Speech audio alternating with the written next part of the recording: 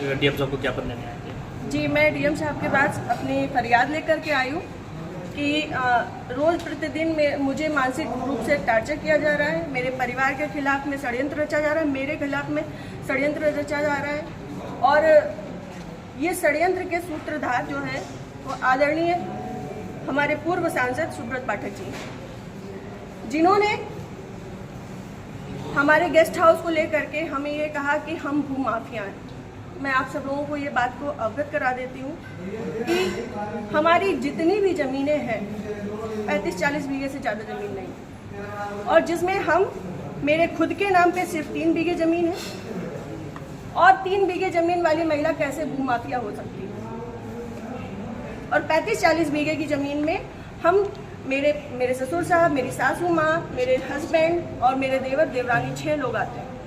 इतनी सी जमीन में कैसे लोग भूमाफिया हो जाते हैं, जो ये बड़ा उससे कह रहे हैं कि चपुन्ना के भूमाफिया। और रही बात मेरे गेस्ट हाउस की, राधा रानी गेस्ट हाउस की, तो आज इन्हें ये पर लग रहा है कि वो हमने सरकारी भूमि में बनाया है, अवैध जमीन पे कब्जा किया है।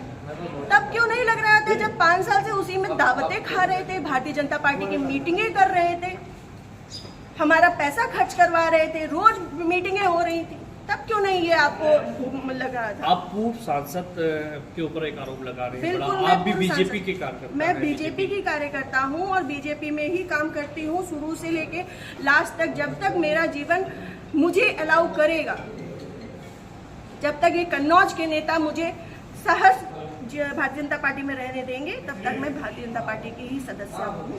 पार्टी में आपने इसके उच्च पद पे लोगों से शिकायत की है? मैंने ये इस विषय के बारे में यहाँ से लेके प्रदेश अध्यक्ष तक को सबको सारी बातें पता है, और आज से नहीं पता है, ये पिछले 2 सालों से पता है। मेरे पिताजी, मेरे ससुर साहब, मेरे हस्बैंड, मेरे हम सब लोगों के लिए हत्या तक का मतलब षड्यंत्र रचा जा चुका है, और विगत के चुनाव के निर्णय के बाद ही रचा गया। पिछली 4 जून को रिजल्ट आया है, पिछली 3 जून को ये हमारे गांव गए थे।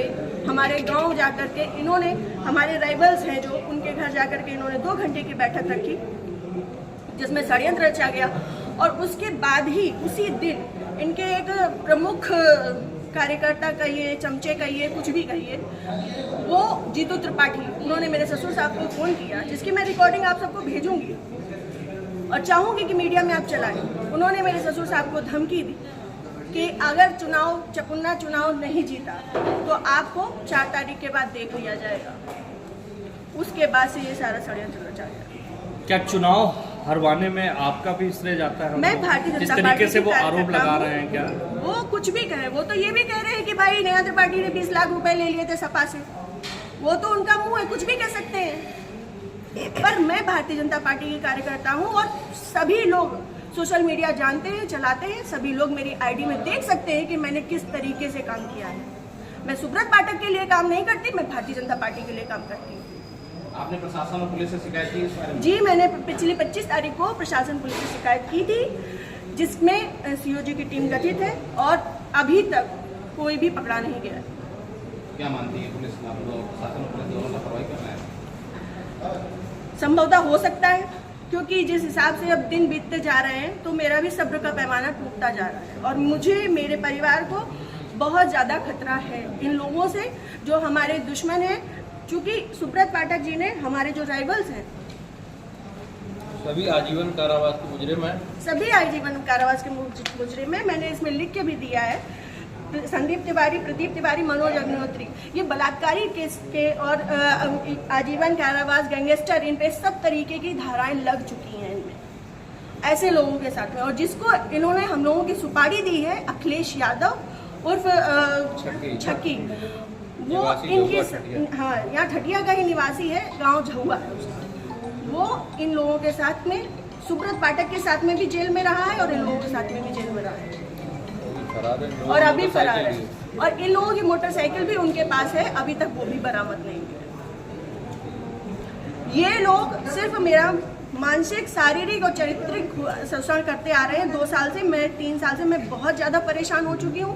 अब ये चीज़ें नहीं होंगी। आज आपने जिलाधिकारी से बातचीत की है, क्या उन्होंने आश्वासन दिया? उन्होंने मुझे पूर्ण आश्वासन दिया है कि इस पे निष्पक्ष जांच होगी, क्योंकि हमारे पास रिकॉर्ड्स भी हैं, हमारे पास सबूत भी हैं और बहुत सारी चीज़ों के सबूत हैं। समय आने पे मैं वो सब आपके सामने रखूंगी। जिले में जो भी भ्रष्टाचार हो रहा है, जो जिला पंचायत में भ्रष्टाचार हो रहा है, जो ब्लॉक प्रमुख में भ्रष्टाचार हो रहा है, ब्लॉक में भ्रष्टाचार हो रहा है, वो सारी चीज़ें मैं आप सब लोगों के सामने रखूंगी। अगर आपकी सुनवाई आज नहीं होती तो आगे क्या कदम उठाएंगे आप? मैं आप लोगों का सहारा लूंगी और आप लोगों का सहयोग, मुझे पूर्ण विश्वास है कि मेरे साथ हमेशा रहेगा और मैं इस पे अपनी अंतिम सांस तक अब फ्रंट के पैमाने में आकर के लड़ूंगी। Thank you.